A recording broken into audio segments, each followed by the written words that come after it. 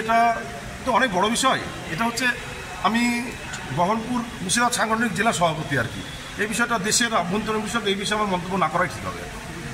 এই যে বাংলা বা বাঙালির জন্য পরিযায়ী শ্রমিকদেরকে বিভিন্ন রাজ্যে ভিন রাজ্যে তাদেরকে হেনস্থা হতে হচ্ছে, তারা যখন মুর্শিদাবাদ জেলায় ফিরে আসছে তাদের পাশে আইএনটিটিউসি আপনি একজন জেলা সভাপতি হিসেবে কীভাবে তাদের পাশে থাকার চেষ্টা করবেন? আমরা মানসিকভাবে এবং হচ্ছে সব কিছুভাবে আমাদের সরকার, মুখ্যমন্ত্রী মমতা ব্যানার্জি সরকার এবং আমাদের নেতা অভিষেক ব্যানার্জি, তাদের প্রত্যেকের ইনস্ট্রাকশন, যেখানে পরিযায়ী শ্রমিক আছে ইভেন যারা বাইরে এখনও আছে আর কি, তারা যদি কোনো কারণে বিজেপির দ্বারা আক্রান্ত হয় সঙ্গে সঙ্গে আমাদের রাজ্য সরকার হেল্পলাইন খুলেছে।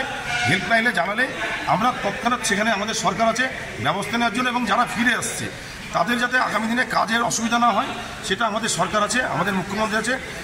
কারণ লকডাউনের সময় যারা পরিযায়ী শ্রমিক ফিরে এসেছিল তাদেরকে একটা ভাতা দেওয়ার ব্যবস্থা ছিল, তাদেরকে মুখ্যমন্ত্রী দেখেছিল। এবারও নিশ্চয়ই আমাদের মামাটি মানুষের মুখ্যমন্ত্রী আছে, যারা ঘুরে আসবে, যারা ফিরে আসবে ভারতবর্ষের বিভিন্ন জায়গায় উত্তেজিত হয়ে আমাদের বাঙালি, তাদেরকে দেখার জন্য আমাদের মুখ্যমন্ত্রী সর্বদাই আছে।